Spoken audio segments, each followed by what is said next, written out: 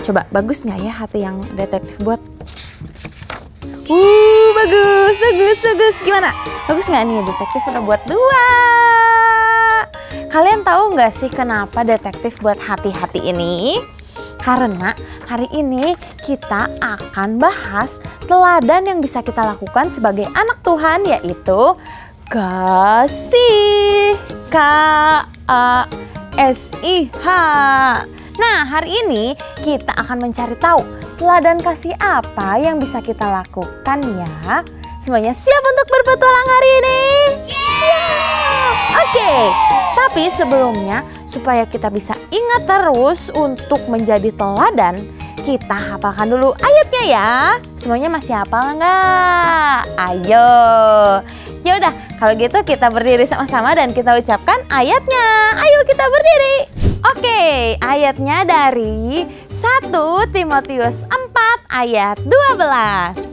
Jangan seorang pun menganggap engkau rendah karena engkau muda. Jadilah teladan bagi orang-orang percaya dalam perkataanmu, dalam tingkah lakumu, dalam kasihmu, dalam kesetiaanmu, dan dalam kesucianmu. Oke, kalau gitu ayo kita mencari cluenya. Ada di mana cluenya? Ada di sini. Bukan di sini. Oh iya. 1, 2, 3. Seperti makanan. Tapi makanan apa ya? Yaudahlah, kita cari dulu yang lain. Di bawah kanan. Oh, wow. Terima kasih loh. 1, 2, 3. Tulisan apa ini? Ya udahlah, kita cari dulu yang terakhir ya. Di mana? Di atas. 1, 2, 3. Puzzle. Kita udah ketemu 3 clue, tapi kita nggak tahu artinya apa. Saatnya kita mencari jawaban. Oke, semuanya siap untuk berpetualang hari ini? Kurang semangat, siap? Oke, ayo kita berangkat.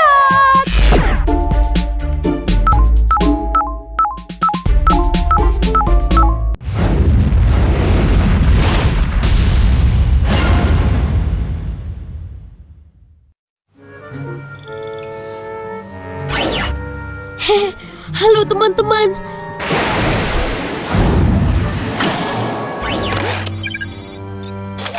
Wah, kelihatannya situasi sudah aman.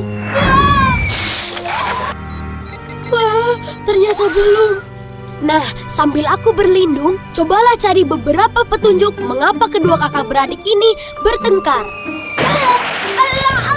Tolong.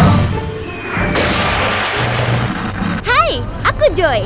Terima kasih sudah ikut dalam petualangan kami bersama Yakub. Kita sudah berjalan jauh kali ini, ya kan? Keluarga yang sering berpindah-pindah mungkin kelihatannya aneh di zaman kita, tapi itu tidak aneh di zaman Yakub. Para arkeolog menemukan kota Ebla, kota yang ada pada zaman Abraham, Ishak, dan Yakub. Ribuan prasasti seperti yang ada di gambar ini ditemukan di Ebla. Prasasti ini menunjukkan kalau banyak keluarga pada zaman itu memang nomaden, artinya sering berpindah-pindah. Kita sudah bertemu Yakub waktu dia masih tinggal bersama orang tua dan kakaknya, Esau. Geosensorku bilang kita sedang di Gunung Negev, di selatan Israel. Ketika Yakub meninggalkan keluarganya di Beersheba, dia menuju arah utara ke Padan Aram, di dekat Haran. Dalam perjalanan, Yakub bermimpi tentang tangga yang ujungnya sampai ke surga, dan para malaikat naik dan turun tangga itu. Waktu Yakub bangun, dia menamai tempat itu Betel, yang artinya rumah Allah. Untuk menandai tempat itu, Yakub membuat sebuah tugu batu, mirip dengan gambar tugu ini. Geosensorku bilang kita lagi ada di Haran. Lokasi kota Haran berada di Turki masa kini. Kota ini berada di jalur perdagangan utama dan area yang berkembang. Abraham pernah tinggal di sini. Ishak dan Yakub bertemu dengan istri mereka di sini. Selama 20 tahun, Yakub tinggal dengan pamannya Laban. Ketika Yakub mau pindah dari tempat itu, Allah kembali berbicara padanya melalui mimpi. Tadi malam, Tuhan datang dalam mimpiku. Ia bilang, Yakub, sekarang juga kembalilah ke tanah nenek moyangmu, dan aku akan memberkatimu. Dalam perjalanannya menemui Esau, Yakub berhenti selama 1 malam di dekat sungai Jabok. Disinilah Yakub pernah bertemu dengan Allah. Joy, itu Tuhan. Yakub bergulat dengan Tuhan. Di tempat inilah Allah mengganti nama Yakub menjadi Israel. Yakub mempunyai 12 anak yang menjadi 12 suku Israel. Yakub hidup berpindah-pindah seumur hidupnya dan berakhir di Mesir. Sebelum meninggal, Yakub berpesan agar dia dikuburkan dengan ayahnya, Ishak, dan kakeknya Abraham di tanah perjanjian Kanaan. Gereja yang indah ini dibangun tepat di atas gua tempat mereka dikuburkan. Kemanapun Yakub pergi, satu hal yang pasti, Allah selalu menyertainya. Sambil aku memperbaiki geosensorku, coba kalian cari jawaban yang tepat untuk pertanyaan ini ya. Apa artinya mempunyai hak kesulungan? A. Kamu anak pertama. B. Kamu mendapat warisan 2 kali lipat. C. Kamu akan memimpin keluargamu nantinya. Atau D. Semua jawaban benar. Jawaban yang benar adalah D. Semua jawaban benar. Apa itu hak kesulungan? Masa kamu nggak tahu apa itu hak sulung? Anak sulung selalu mewarisi 2 kali lipat lebih banyak dan akan berkuasa atas keluarga. Saat Esau menjual hak kesulungannya untuk semangkuk sup, ia sudah memberi warisannya kepada Yakub. Esau menukarkan semua uang dan posisi terhormatnya di keluarga hanya dengan makanan. Arti nama Israel adalah A. Hidup di tenda. B. Pembuat sup yang lezat. C. Anak kedua. Atau D. Bergumul dengan Allah. Jawaban yang benar adalah D. Bergumul dengan Allah. Yakub tidak pernah menyerah. Dia bergumul dengan manusia dan Allah dan dia menang. Lalu Allah mengganti nama Yakub menjadi Israel, yang artinya bergumul dengan Allah dan Pangeran Allah. Untuk pertama kalinya dalam sejarah, nama Israel diperkenalkan. Hak kesulungan adalah bagian yang sangat penting di budaya zaman itu. Menurut sistem keluarga patriarki, anak pertama akan menjaga keluarga sebagai kepala keluarga. Ishak adalah kepala keluarga. Ketika dia meninggal, peran itu digantikan oleh anak laki-laki pertamanya. Walau lahirnya beda beberapa menit, Esau lah yang pertama. Yakub juga anak yang hebat, tapi Esau yang dapat hak sulung. Pada awal abad ke-20, para arkeolog berhasil menemukan kota Nuzi, kota kuno di Irak masa kini. Kota ini sudah ada semenjak masa patriarki pada zaman Kekaisaran Asyur. Ribuan prasasti ditemukan di sana, menjelaskan kebiasaan yang banyak dilakukan pada zaman Ishak. Prasasti ini juga menjelaskan bagaimana hak kesulungan bisa dijual. Ide ini sangat mirip dengan strategi Yakub.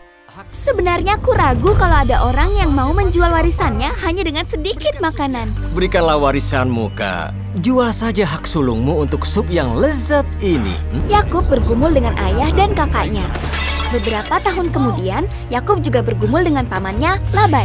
Kalian, apa kalian semua disuruh memata-mataiku? Laban menipu Yakub supaya dia harus bekerja untuk Laban selama 7 tahun lagi. Lalu, Laban juga mencoba untuk menguasai semua ternak Yakub. Laban sudah membuat perjanjian pembagian ternak dengan Yakub, tapi Laban mengubah syarat-syarat kontrak itu sesuka hatinya. Di dalam tugu atau pilar batu ini terukir kira-kira 300 hukum kuno yang lebih dikenal dengan Piagam Hammurabi.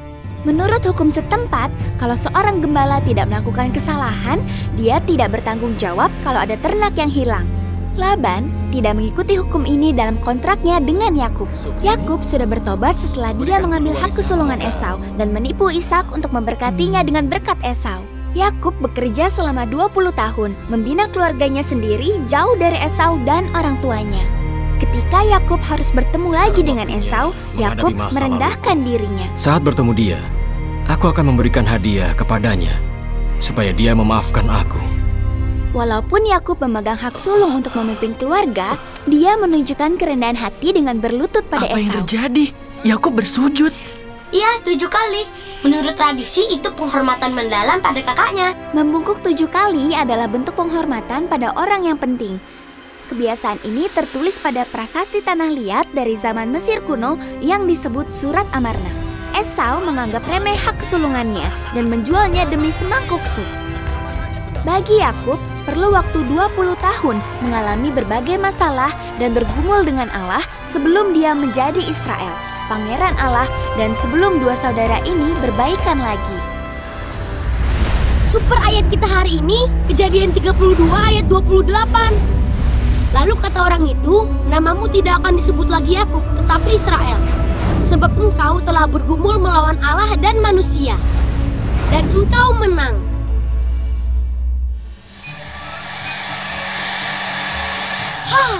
Akhirnya. Cukup dulu untuk hari ini ya. Pertanyaan buat kamu. Kalau nanti ada kesempatan, maukah kamu memilih untuk memaafkan? Aku Gizmo. Dah. Tahan.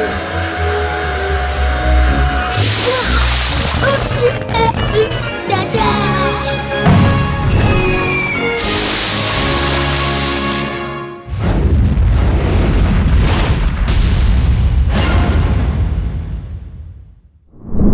Kisah mereka dimulai ketika Esau ditipu sama Yakub.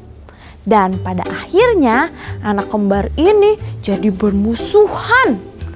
Yakub harus pergi dari rumahnya. Tapi akhirnya Yakub meminta maaf kepada Esau dan Esau pun mau memaafkan Yakub. Semua ini bisa terjadi karena di antara mereka ada kasih. Oh iya ya, Esau mau memaafkan Yakub yang menyakiti hatinya karena ia mengasihi Yakub. Mengasihi orang yang membuat kita sakit hati adalah hal yang paling sulit. Tapi percayalah, jika kita mengasihi musuh kita, Tuhan akan memberikan kita sukacita dan kedamaian. Bukan hanya menjadi berkat untuk kita, tapi juga bisa jadi berkat dan teladan buat orang lain yang kita maafkan dan juga orang-orang di sekitar kita. Sehingga mereka tahu bahwa kita bisa melakukan semua itu karena karena Tuhan Yesus. Wah, keren banget ya. Kita udah ketemu jawaban pertama nih. Saatnya kita mencari clue yang kedua. Semuanya siap untuk lanjut?